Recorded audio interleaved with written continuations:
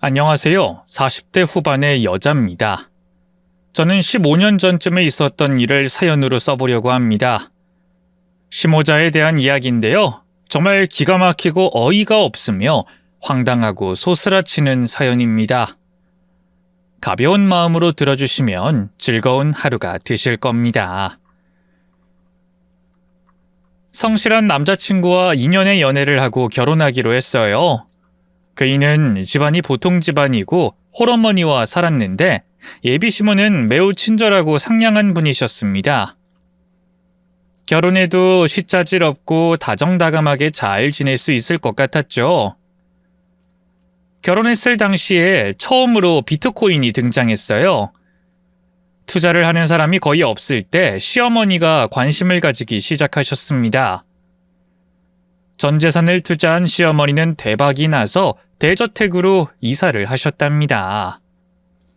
어머님, 비트코인으로 대체 얼마를 버신 거예요? 진짜 이 집이 어머님 댁이 맞는 거죠? 아유, 그렇다니까. 내가 있는 돈 없는 돈 다 끌어다 투자해서 어마어마한 이득을 봤지. 예, 너 내가 돈 빌려달라고 할 때 왜 거절했니? 네가 돈 빌려줬으면 내가 몇 배로 갚아줬을 텐데 말이야. 어머님, 전 결혼자금 말곤 가진 게 없어서요. 네 부모님이 꽤 돈이 많은 분들 아니냐? 날 믿고 투자했더라면 지금쯤 네 부모님은 해외여행 평생 다니고 남을 돈을 벌었을 거다. 저희 부모님은 불로소득을 별로 안 좋아하세요. 또 노후자금이 있어서 욕심내실 분도 아니고요. 시모가 자랑을 많이 하셨는데 그래도 저는 돈을 빌려드리지 않은 걸 후회하지 않았답니다. 시어머니가 돈 빌려주지 않는 것에 대하여 많은 서운함을 가지고 있어서 자주 시비조로 말씀하셨고 성실한 제 남편에게도 직장을 때려치우라는 말씀을 서슴지 않고 하셨답니다. 아들, 너 직장 그만 다녀라. 엄마한테 돈 불리는 법이나 배우고 사업이나 시작해라. 엄마, 저는 아내 말 들을래요. 성실하게 회사나 잘 다닐게요. 이거사, 이 엄마가 뒷받침이 되어주겠다는데 네 처말이나 듣겠다는 거야? 너 엄마 못 믿어? 시모가 지속적으로 남편을 꾀려고 했는데 그때마다 제가 남편 옆구리를 찌르며 절대로 넘어가지 말라고 경고했습니다. 다행히 남편은 회사를 그만두지 않았고 성실한 남편으로 남아줬어요. 비트코인이 한물가고 더는 이익을 볼 수 없다는 것을 판단한 시어머니는 다른 투자에 눈을 돌리셨습니다. 세상에 남는 건 부동산밖에 없다며 지방을 돌며 새로 개발될 곳에 돈을 투자하셨답니다. 평범하던 분이 돈 맛을 보셨으니 욕심을 멈추지 못하고 계속 위험한 도전을 하셨네요. 부동산 투자에도 재미를 보신 시어머니는 저희 부부한테 직장을 때려치우라고 또다시 옆구리를 살살 긁으며 꾀려고 하셨답니다. 아들, 너 모아둔 돈이 얼마나 되냐? 며느라, 넌 가진 게 얼마나 있니? 나한테 투자해봐. 제대로 불려서 돌려줄 테니까. 어머님, 저흰 적금 말고는 다른 재테크는 안 한다고 말씀드렸잖아요. 투자 같은 거는 안 해요. 너도 참 미련하다. 이 시어머니가 잘 나가는 투자자인 걸 눈으로 보고도 못 믿니? 내가 통장 까서 얼마나 벌었는지 보여주면 믿고 투자할래? 아니에요. 저희는 지금도 행복지수가 높아요. 저희가 돈을 못 버는 것도 아니고 충분히 벌고 잘 살고 있으니 괜히 투자의 늪에 빠지게 하지 말아주세요. 그렇게 확실하게 거절했음에도 시어머니는 제가 아직 세상 물정 모르는 꼬마라면서 언제쯤 세상 보는 눈을 뜰 거냐고 흰소리를 자주 하셨답니다. 저와 남편은 중견기업에 다녔어요. 둘 다 대리급이고 장래가 창창했답니다. 일복도 많고 회사에서 인정받고 있었기 때문에 서로 다니는 회사에서 뼈를 묻기로 약속했습니다. 절대 시어머니의 유혹에 빠지면 안 된다고 남편에게 입버릇처럼 말하기도 했어요. 여보, 어머님이 또 깨려고 하셨지? 이번엔 뭘 하셔? 나더러 사업하라고 하시더라. 엄마가 다 준비해 줄 테니까 나더러 운영만 잘하면 부자가 될 수 있다고 하면서 말이야. 그래서 뭐라고 그랬어? 당연히 안 한다고 했지. 당신이 엄청 싫어할 거 뻔히 아는데 내가 그걸 수락했겠어? 남편이 제 말을 잘 들어줘서 고맙더라고요. 그래서 칭찬을 해줬습니다. 옳지, 잘했어. 앞으로도 그렇게 계속 거절해. 당신 한방 놀이다 훅 가는 수가 있으니까. 절대로 사업이고 투자고 시도조차 할 생각하지 마. 근데 우리 엄마가 돈을 많이 벌긴 했잖아. 조금만 투자를 해보는 건 어떨까? 안 돼. 불로소득은 싫다고 한 거 기억 안 나? 난 부모님이 살아온 방식대로 정직하게 돈 벌고 싶어. 그리고 사업이나 투자로 한 방에 날아간 사람을 한두 명 본 게 아니라고. 내가 대학 선배들 이야기 안 해줬나? 해줬지. 당신 선배들 중에 하나는 비트코인으로 전 재산 날리고 극단적 선택했다고 그랬고, 그 사업하던 선배는 빚만 잔뜩 남아서 처량하게 산다고 다 알아들었어. 여보, 난 그렇게 될 일 없으니까 걱정 안 해도 돼. 그래, 알아들었으면 됐어. 당신 내년에 과장 진급 심사 있지? 어떻게 진급할 수 있을 것 같아? 나야 자신 있긴 하지. 당신은? 당신은 자신 있어? 응, 난 실적이 꽤 많아서 안전하게 과장 될 수 있을 것 같아. 그래, 우리 둘 다 과장 진급이 되면 좋겠다. 저희 부부는 여느 가정처럼 진급이나 연봉 재계약 걱정을 했지 다른 방식으로 돈을 벌겠다는 대화는 일절하지 않았습니다. 이듬해 저는 과장으로 진급했는데 남편은 미끄러지고 말았어요. 그이는 동기들은 다 과장이 되었는데 혼자만 대리로 남았다고 엄청 괴로워했답니다. 여보, 나 진짜 열심히 했는데 나만 대리로 남았어.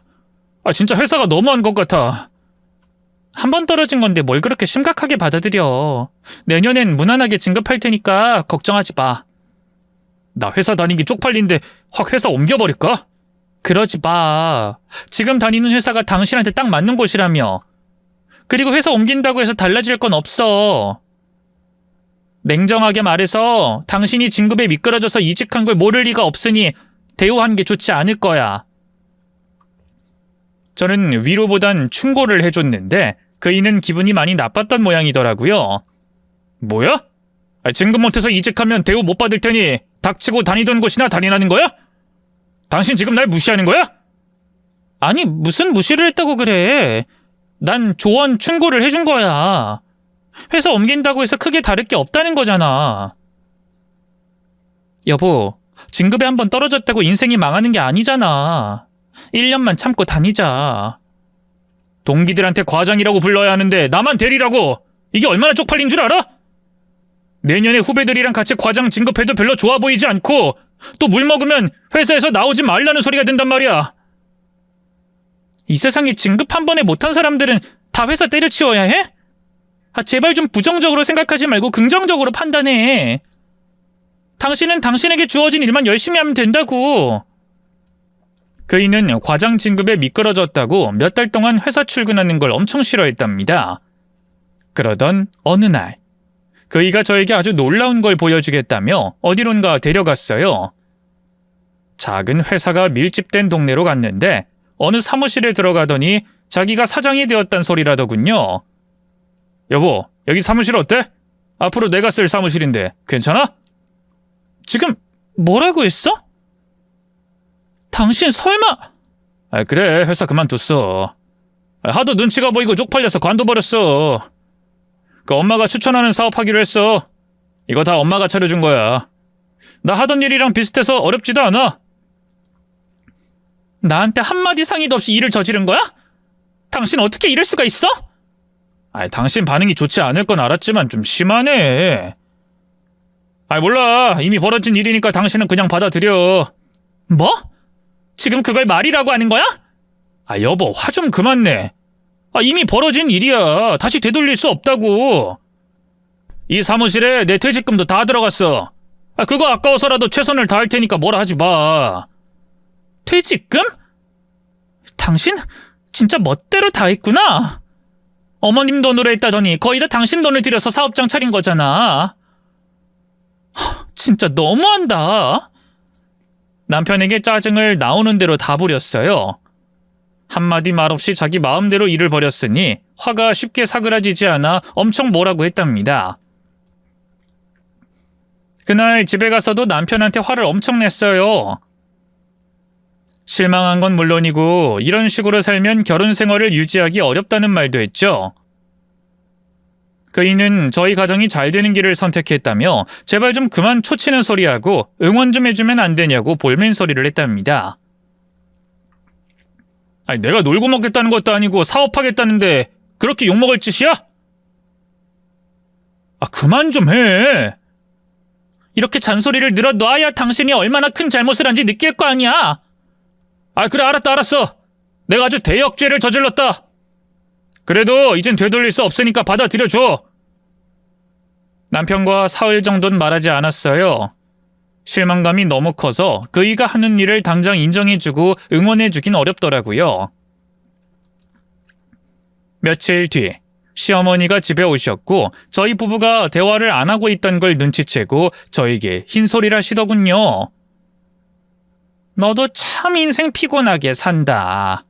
회사 관두고 사업하는 게 어떻다고 바가지를 긁냐? 그리고 네 돈 들여서 시작한 것도 아닌데 왜 그렇게 까칠하게 구는 거야? 그만 좀 해라.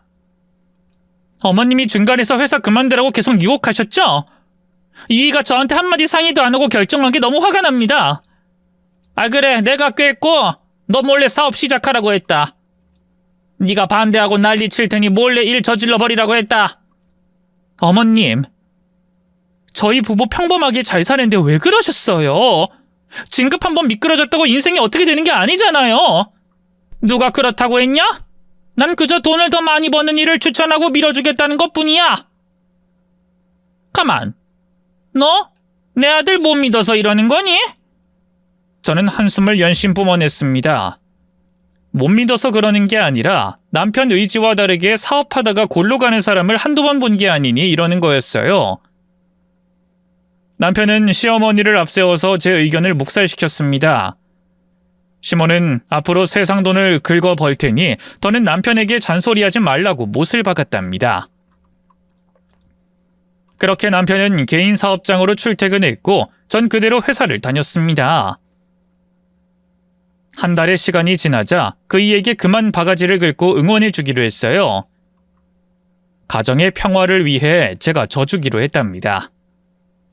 사업은 어때? 시작하니까 할 게 많지? 뭐 그냥 할만해. 이왕 시작했으니 잘해봐. 괜히 중간에 포기하지 말고 끝까지 최선을 다해보라고. 이제야 인정해주는 거야? 내가 인정 안 해주면 어떡하겠어. 실망하긴 했지만 당신 말대로 이미 엎질러진 물이잖아. 대신 제대로 해야 해. 알겠지? 아, 걱정하지 마. 야, 안 그래도 개업과 동시에 일이 술술 풀리고 있으니까. 거래처를 여러 곳 따내서 바로 흑자라고.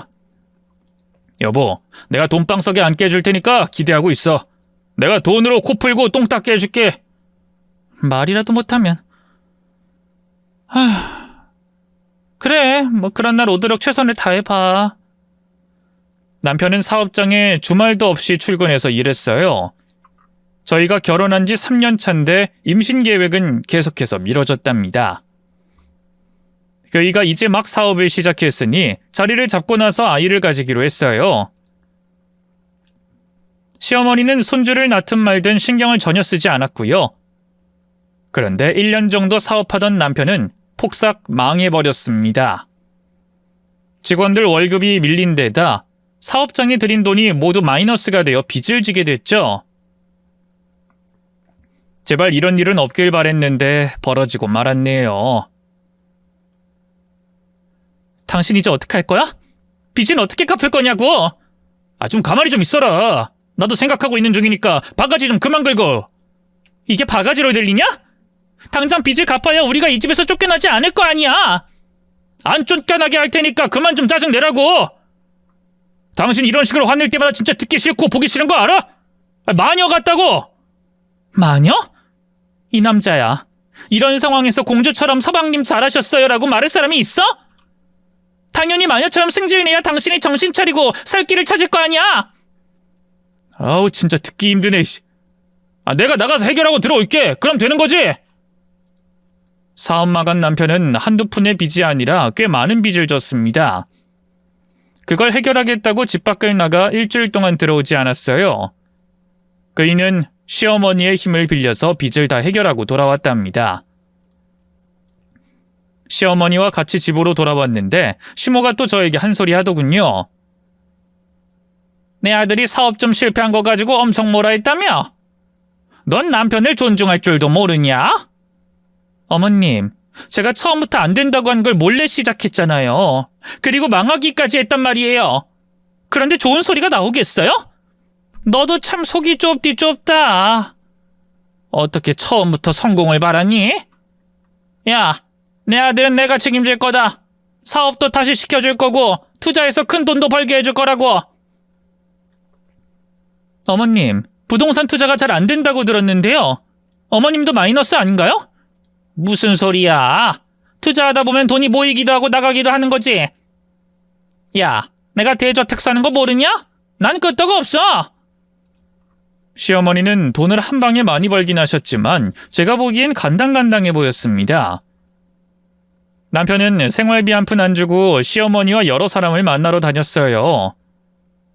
투자를 하는 건지 사업을 다시 하는 건지 저에게 말 한마디도 안 하고 싸돌아다녔습니다. 부부간의 신뢰가 한번 깨지니 사이가 많이 멀어졌답니다. 오늘은 어딜 다녀오셨나? 어머님 치마폭에 벗어나지 못하고 계속 쫓아다니고 있지?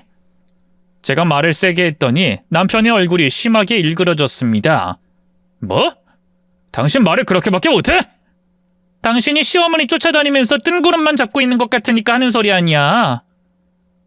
정신 차리고 재취업을 하든 알바라도 해. 언제까지 생활비 한 푼 안 주고 지낼 거야? 아, 그거였어? 돈 좀 못 벌고 있으니까 바로 찬밥 취급하네. 생활비? 그거 외상으로 달아놔. 내가 대박 나면 한 방에 해결해 줄 테니까. 여보, 당신 카드값 내가 내고 있어. 몇 달 참아줬으면 최소한 어디에 쏘다니는 건지 알려줘야 하는 거 아니야? 일 잘 되고 있으니까 당신은 결과만 들어. 그리고 카드값이고 생활비고 내가 다 갚아줄 테니까 흰소리 좀 그만하고 좀 참아.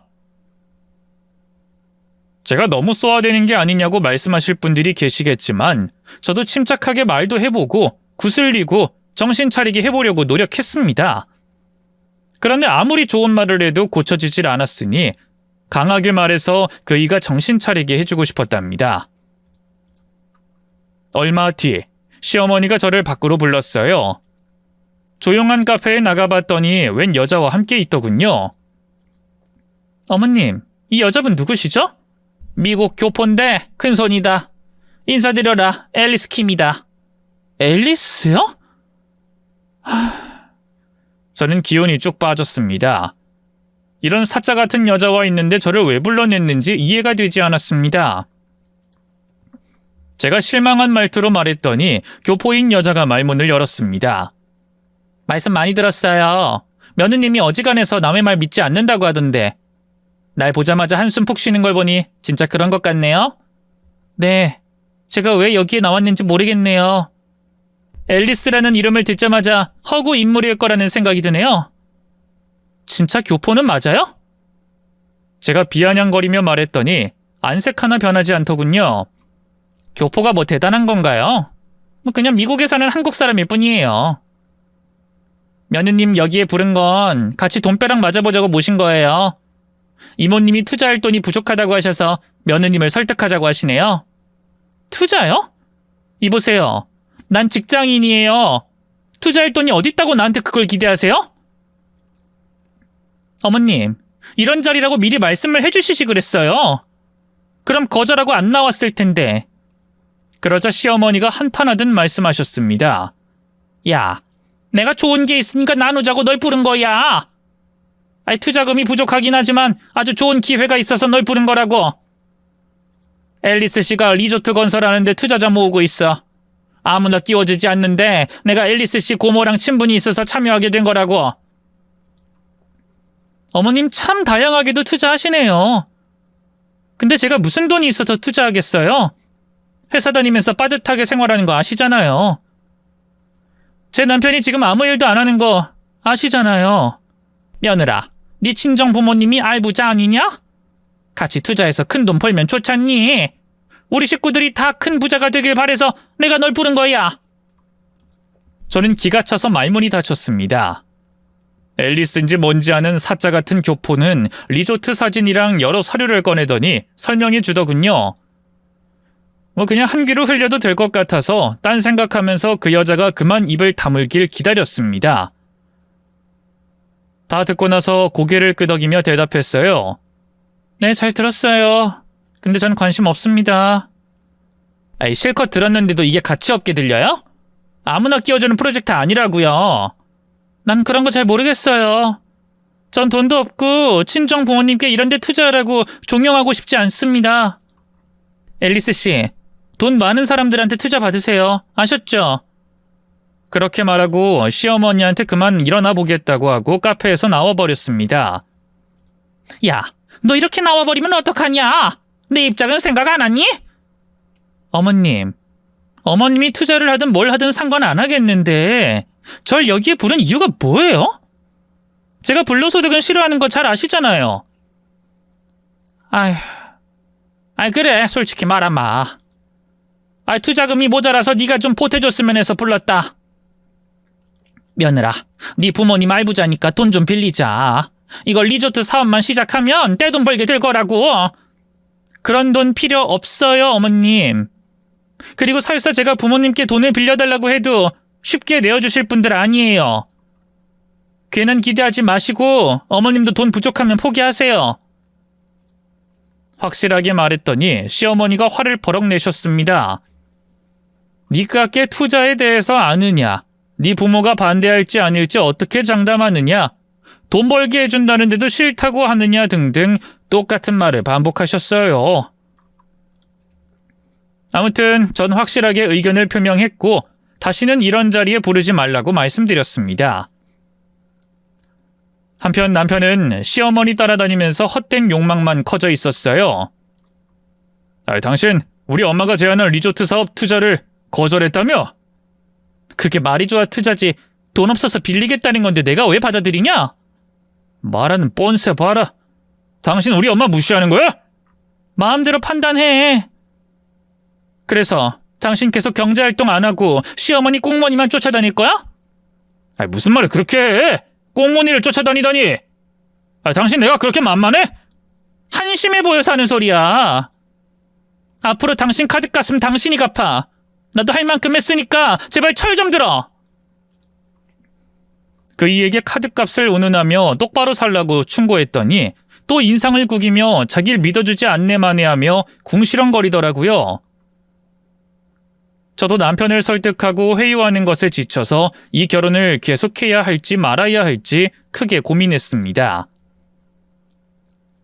남편이 조금도 변할 마음이 없는 것 같아 현실을 깨우쳐주고 자극을 받으라고 이혼장을 내밀었어요. 이거 받아. 이혼장? 내가 몇 달 수입이 없으니까 버리겠다는 거야? 당신 너무하는 거 아니야? 이혼장에 도장 찍든지 재취업을 하든지 알바를 하든지 해. 노력하는 모습 조금이라도 보이면 이혼 안 할게. 하지만 지금이랑 똑같이 뜬구름 잡는 소리나 하면서 싸돌아다닐 거면 이쯤에서 끝내는 게 좋겠어. 남편은 이혼장을 보고 제 얼굴을 보더니 두 손으로 자기 얼굴을 쓸어 올렸습니다. 새빨개진 얼굴로 깊은 생각을 하는 것 같아서 가만히 기다렸어요. 이윽고 남편이 이혼장을 보고 말했습니다. 이건 아니지. 잘못돼도 한참 잘못됐어. 뭐가? 뭐긴 뭐야. 내가 잘못됐다는 거지.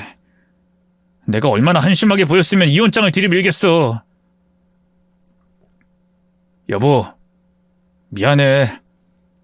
이혼장 보니까 정신이 확 든다. 그래? 충격요법으로 제대로 치료가 된 거야? 그럼 이제 투자니 뭐니 관두고 성실하게 일 다닐 거야? 응, 그럴게. 내가 잘못했어. 미안. 남편이 바로 사과를 하고 받아들이자 저도 이혼할 마음을 바로 걷어버렸습니다. 당장 일자리를 구하겠다고 나가더니 엄청 힘들다던 택배 상하차 일을 시작했어요. 경력직으로 취직하기 전까지 그 일을 하겠다고 했답니다. 매일 땀 흘리고 들어오는 모습을 보니 이제야 정신이 제대로 들었구나 하고 다행스러웠습니다. 당신 이제 진짜 변한 거지? 다시 예전으로 돌아온 거지? 그동안 내가 당신 말 안 듣고 행동했다가 어떻게 됐는지 생각해봤고 엄마랑 어울려서 잘된 거 하나 없다는 걸 알았으니 다시 제자리로 돌아온 거야. 아주 큰 깨달음 했네. 이제 어머님이랑은 일적으로 엮이지 마. 알았어. 절대로 그런 일 없을 거야. 남편이 다시 성실하게 지내니 이혼할 마음은 조금도 들지 않았습니다. 그런데 변한 건 남편뿐만이 아니었어요.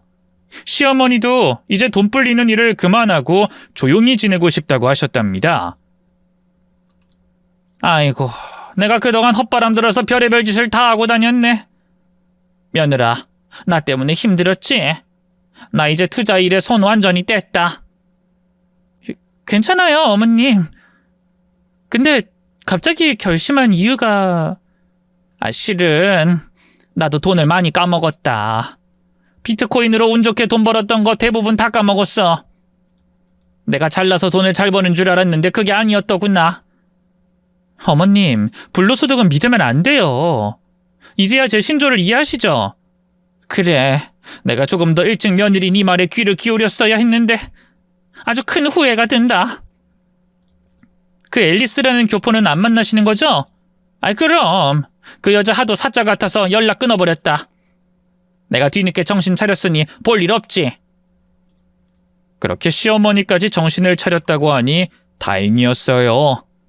이젠 시댁에 큰 신경을 쓰지 않아도 되니 제 정신도 한층 건강해졌답니다. 택배 상하차 일을 하던 남편이 어느 날 눈덩이가 퉁퉁 부은 채로 들어왔어요. 어디서 울고 왔는지 눈가가 촉촉하게 젖어 있었답니다.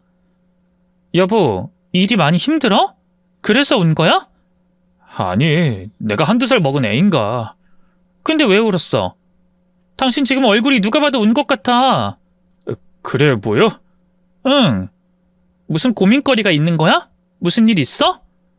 그러자 남편은 제 앞에 무릎을 꿇더니 오열하기 시작했습니다. 여보, 어떡해? 우리 엄마 어떡하면 좋아? 왜 그래? 어머님이 왜? 엄마가 투자일 접긴 했지만 이전에 투자한 곳에 돈을 빼려고 했는데 사기당한 것 같아. 전 재산을 날리게 생겼어. 뭐? 전 재산을 다? 응. 비트코인으로 노후 자금 벌었다고 좋아하셨는데 이제 집 날려먹게 생겼어. 뭐야? 그럼 한 푼도 없이 다 날리게 됐다는 거야? 시모의 저택이 곧 경매로 넘어갈 거라고 하더군요. 한 방에 벌었던 돈을 한 방에 날릴 위기에 처했답니다. 그래도 어쩌겠어요. 이미 벌어진 일이고 사기꾼을 잡아서 돈을 찾는 방법밖에 없으니 남편에게 이성적으로 행동하라고 했죠. 경찰에 신고하고 기다리라고 했고 시어머니는 안타깝지만 월세를 구해서 사는 게 어떠냐고 말했답니다. 여보, 우리 엄마가 저택 마련하고 얼마나 기뻐한 줄 알지? 그렇긴 하지. 여보, 우리 엄마 원룸이나 지하방으로 보내기 싫어. 그냥 우리 집으로 들어오라고 하실까? 뭐? 우리 신혼집으로? 안 되겠지? 그럼 장인어른 장모님께 말씀드려서 우리 엄마 저택이라도 지킬 수 있게 도와주시면 안 될까? 여보, 엄마 보금자리 지켜드리고 싶어. 내가 이렇게 부탁할 테니 당신이 좀 도와주라. 내가 평생 헌신하면서 갚을게. 제발 부탁해. 남편은 오열하며 무릎 꿇고 두 손을 싹싹 빌었습니다. 시어머니를 구해달라고 빌고 또 빌었죠. 여보, 아무리 그래도 어떻게 우리 부모님이 그 큰 돈을 드릴 수 있겠어. 현실적으로 힘든 일이니까 어머님은 작은 집으로 마련해 드리자. 정말 안 되는 거야? 여보, 우리 엄마 좀 살려줘라. 부탁 좀 하자. 남편은 안쓰러울 만큼 오열했어요. 시어머니가 돈을 전부 날려서 아무것도 남지 않게 되었으니 저더러 구해달라고 난리도 아니었죠. 그날은 우는 남편을 달래줬을 뿐 확실하게 대답해준 건 없었습니다. 이튿날은 시어머니까지 오셔서 부탁하셨어요. 며느라, 내가 이 모양이라서 미안하다. 집까지 날려먹게 생겼구나. 나 염치 없지만 우리 집을 좀 지켜주면 안 되겠니? 내가 식당에서 일하고 청소부로 일하면서 갚을게. 사돈 두 분께 매달 상납할 테니 제발 좀 내 집을 지켜다오. 어머님, 저택을 잇고 작은 집에서 생활하시는 게 좋을 것 같아요. 냉정한 말로 저희 부모님의 돈을 건드리고 싶진 않습니다. 그렇겠지. 네 마음 나도 안다. 그런데 내가 처음으로 가진 내 집을 이렇게 포기하고 싶지 않아. 나도 그렇고 내 아들도 그렇고 평생 너희 가족들의 종이 되겠다. 제발 한 번만 도와다오. 엄청 비굴하게 저에게 빌더라고요. 싫다고 돌려 말해도 도무지 듣질 않으셨습니다.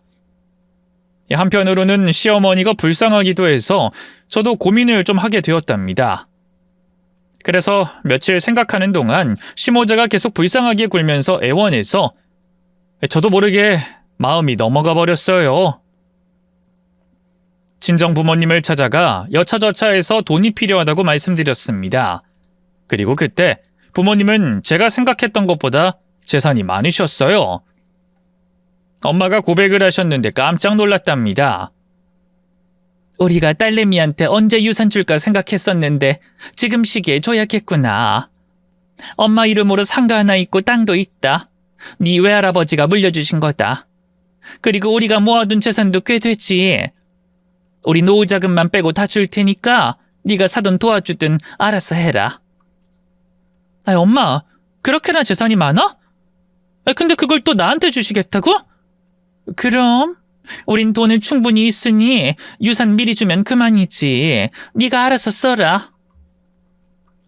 부모님이 말씀하신 유산의 가치는 너무 많아서 계산이 안 됐습니다. 그래서 남편과 시모를 불러 말했어요. 제가 시모의 저택은 지켜드리겠다고 말이죠. 어머님, 집은 제가 경매로 넘어가지 않게 해드릴게요. 빚이 얼마나 되죠? 8억이다. 근데 진짜 돈이 있는 거야? 저는 유산이 많다는 걸 말하진 않고 돈을 구해서 도와드릴 수가 있다고만 말씀드렸어요. 네, 부모님이 도와주시겠다네요. 8억 입금해드리면 해결되는 거죠? 어머나 세상에, 우리 며느리가 날 살려주는구나. 그래, 고맙다 며느라. 이 은혜는 두고두고 갚도록 하마. 네, 저희 부모님의 자산이니 천천히라도 꼭 갚아주세요. 여보 고마워. 당신이 우리 엄마의 보금자리를 지켜줬어. 이 은혜는 내가 다 갚을게. 나 재취업해서 과장도 달고 차장, 전무 이사까지 달 거야. 그래, 그런 마음으로 최선을 다해서 살아봐. 그리고 우리도 아이 낳고 다른 집처럼 단란하게 살아보자. 알겠지? 응, 정말 고마워. 남편과 시모는 엄청나게 기뻐했고 며칠 뒤에 입금해드리기로 했답니다. 그날 밤 시모자는 너무 기쁘다면서 저희 집에서 파티를 하자고 했어요. 시어머니가 장을 봐와서 진수성찬 밥상을 차리셨고 술을 곁들여 세 사람이 실컷 배부르게 먹었답니다. 자자, 우리 며느리를 위하여 건배하자. 며느라, 정말로 고맙다. 네, 제가 도움이 됐다고 하시니 저도 뿌듯하네요. 어머님, 여보, 우리 앞으로는 성실하게 살도록 해요. 연신 짜느라고 술을 마셨더니 제 주량을 넘기고 말았어요. 거실 소파에 누워버리자 남편이 저를 안고 안방 침대에 눕혀줬답니다.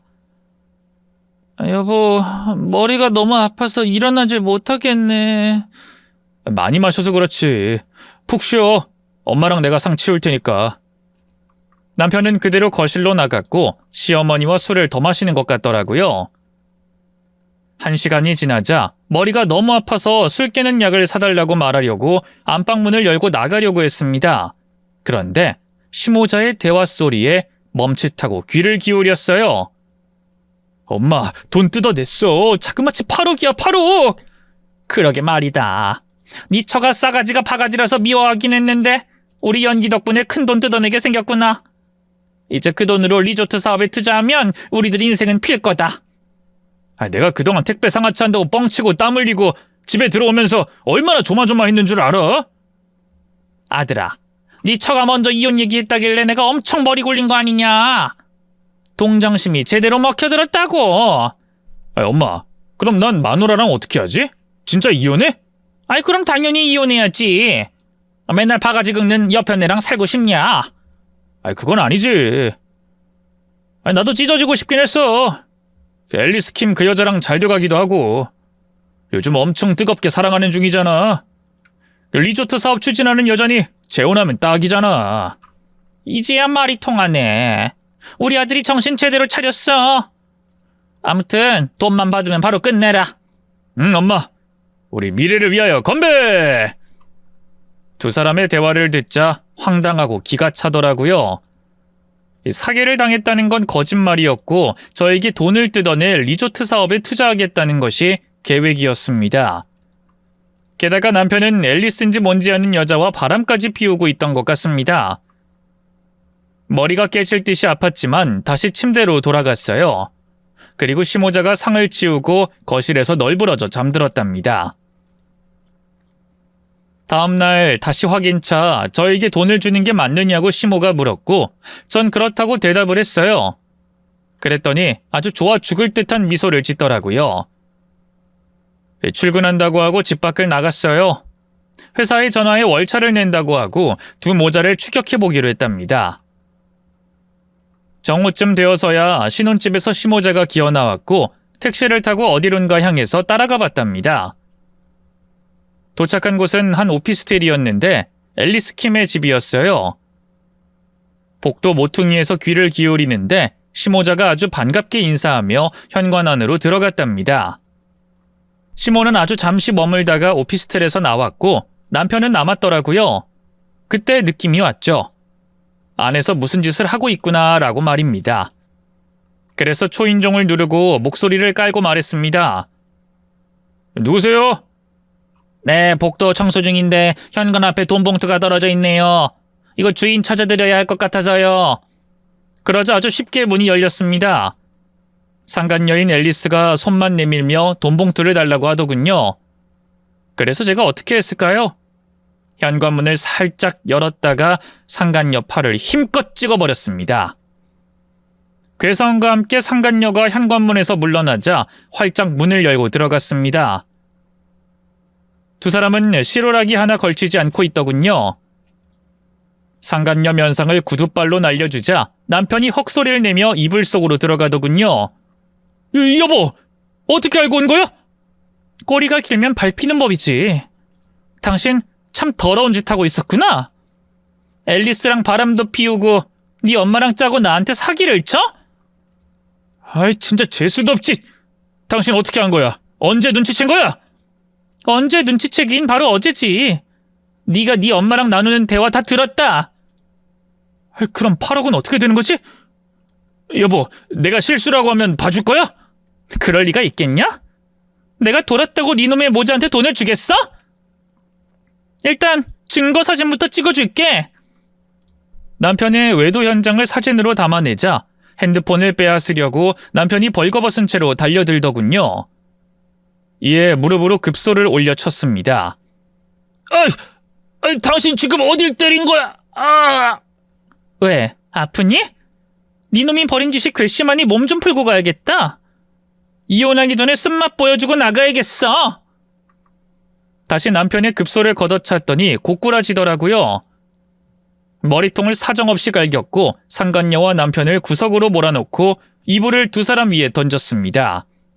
그리고 이불 위로 구둣발을 사정없이 갈겼답니다. 괴성이 터져 나오다가 곧 울부짖는 목소리도 들렸어요. 저는 상관하지 않고 계속 밟아줬어요. 실컷 패주고 있는데 활짝 열린 현관문 안으로 사람들이 들어와 말리더군요. 그래서 거기까지만 하고 오피스텔에서 나왔답니다. 친정으로 돌아갔고 제가 당했던 일을 부모님께 말씀드렸어요. 아빠가 잘 아는 변호사를 소개해주면서 당장 이혼하라고 하셔서 외도 증거와 사기치려고 했던 것들을 숨김없이 말했답니다.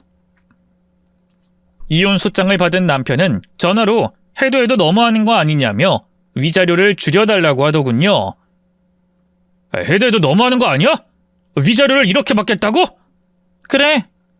당신이 나한테 사기치려고 한 거랑 바람 피운 거 그리고 백수로 지내면서 쓴 카드값까지 다 받아낼 거야. 내가 위자료를 안 주겠다는 건 아니고 너무 많잖아. 재판 가도 이걸 다 주라고는 안 할 거야. 합리적인 금액을 줄 테니까 합의 이혼하자. 변호사가 위자료를 많이 쓰긴 했더라고요. 그래도 합의 이혼은 하고 싶지 않아 법정에서 보자고 했답니다. 그런데 이혼 재판이 이뤄지기 전에 시모자에게 많은 일이 있었던 것 같더라고요. 재판 사흘 전에 거짓골로 제 회사 앞에 찾아왔답니다. 둘 다 씻지도 않았는지 얼굴이 누렇게 떴더라고요. 뭐야? 재판에 사흘 뒤인데 뭐하러 찾아온 거야? 여보. 여보 같은 소리 하네. 곧 남남이 될 건데 어디서 여보라는 거야? 미안해, 내가 잘못했어. 뭐? 갑자기? 당당하던 태도는 어디 가고 사과를 하는 거야? 아, 알겠다. 앨리스인지 뭔지 아는 교포 기집애가 사기꾼이구나? 응, 맞아. 그 여자가 돈을 빨리 넣어야 한다고 해서 엄마랑 나 은행 대출에 2금융, 3금융까지 다 끌어서 앨리스한테 줬어. 근데 돈 받자마자 사라졌어. 오피스텔에 갔더니 아무도 없더라고. 전화도 없는 번호고 경찰에 신고했더니 앨리스 킴이라는 이름으로 찾는 게 어렵대. 에휴, 참 꼴 좋다. 그래서 나한테 사기쳐서 그 여자한테 갖다 바칠 뻔한 거네? 아이고, 조상님 감사합니다. 이 인간의 실체를 알고 이혼하게 해주셔서 고맙습니다.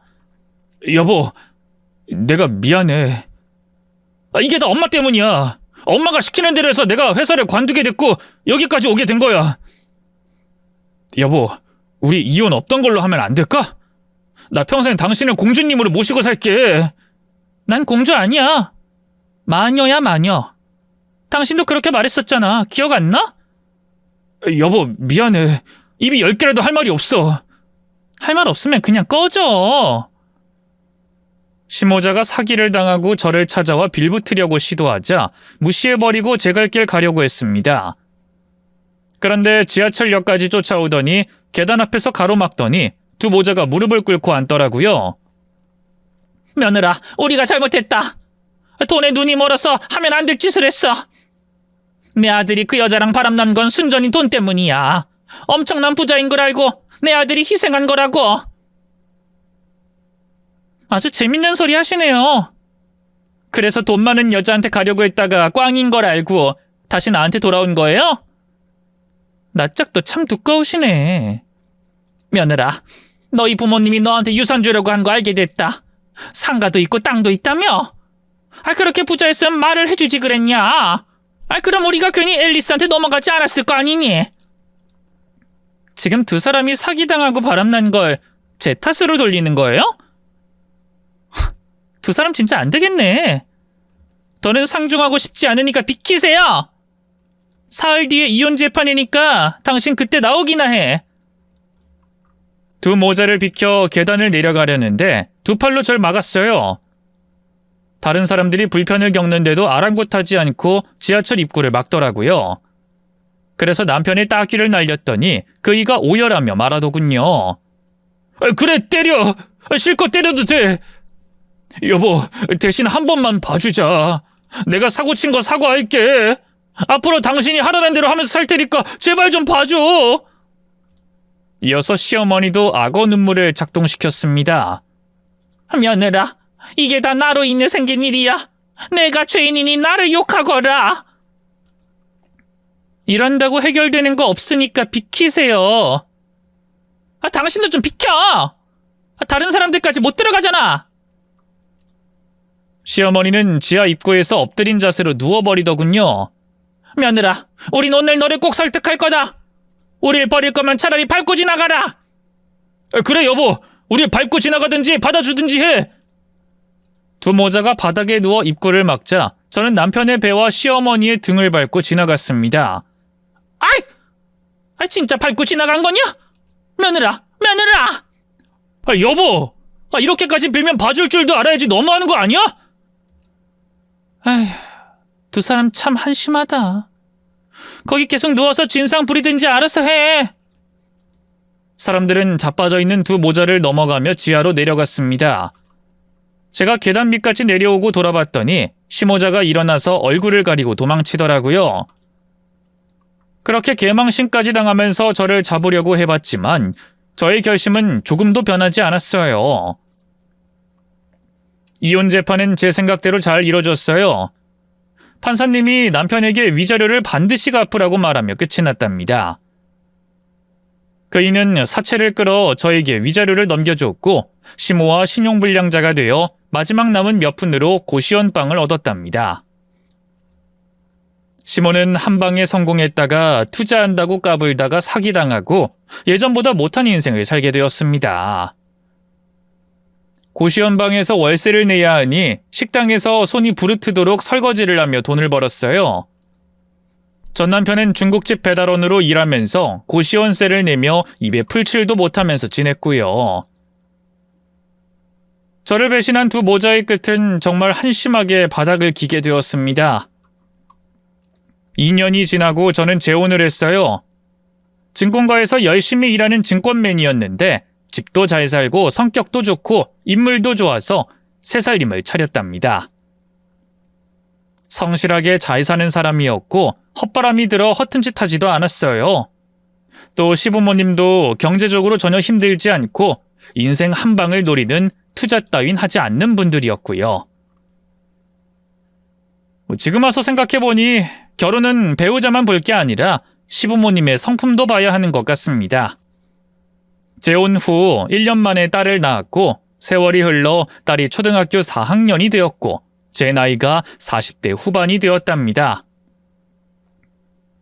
전 시모자의 소식을 전혀 모르고 지내고 있었는데 딸 운동의 날 끝나고 남편과 셋이 중식당에 가서 식사를 하는데 배달원이 눈에 들어오더라고요. 세월이 흐르긴 했지만 전 남편의 얼굴은 알아볼 수 있겠더라고요. 남편과 딸에게 먹고 있으라고 하고 전 남편이 철가방을 들고 나가자 따라 나갔습니다. 오랜만이네. 배달부로 일하나 봐? 일부러 모른 척했는데 뭐하러 따라 나와서 아는 척이야. 당신 잘 사나 봐. 남편도 있고 딸도 있더라. 그래. 당신하고 이혼하고 2년 만에 재혼했어. 내 남편 멋있지? 내 딸은 엄청 예쁘고. 지금 나한테 자랑하는 거야? 그래 아주 좋겠다. 난 10수년째 중국집에서 배달이나 하고 살고 세장가도 못 갔는데 아주 좋겠다. 여태까지 빚을 못 갚았을 리는 없고 왜 아직 이러고 사는 거야? 뭐 직업을 비하하는 게 아니라 당신 그래도 대학도 나오고 회사 경력도 있잖아. 빚을 다 갚았냐고? 말도 마라. 우리 엄마가 정신 못 차리고 계속 사고 치는 바람에 내가 뒷수습하느라 신용불량자에서 빠져나오지 못하고 있다고. 내가 엄마를 손절하든가 해야 하는데. 아직도 전시모는 예전의 한 방의 맛을 잊지 못하고 돈을 여기저기서 빌려 투자를 했나 봅니다. 뒤치다거리는 모두 다 전 남편이 하고 있었고요. 아무래도 평생 한 방을 노리며 한심하게 살 팔짱가 봅니다. 나 배달 가야 하니까 대화는 여기서 끝내지. 그래, 계속 그렇게 한심하게 살아라. 네 엄마가 벽에 똥칠할 때까지 뒷수습이나 해주고 살아. 뭐라 말하든 화도 안 난다. 난 해탈의 지경까지 올랐거든. 이만 간다. 그이는 철가방을 들고 오토바이에 시동을 걸고 떠났습니다. 한때는 평생 함께할 반려자로 생각했었는데 이렇게 초라하고 볼품없는 사람이 되어 있으니 아주 조금은 불쌍하더라고요. 그래도 어쩌겠어요. 다 자기가 뿌린 대로 거둔 것이니. 세월이 지나고 전 남편을 마주치고 나서 문득 과거의 사연을 여러 사람에게 알려드리고 싶어 글을 쓰게 되었습니다. 인생은 한방, 역전이 없다고 생각하는 사람으로서 감히 말하자면 열심히 사는 것이 최고의 정답입니다. 괜히 저의 전시모자처럼 한심한 꼴이 나는 사람이 없길 바라면서 글을 마치겠습니다. 감사합니다.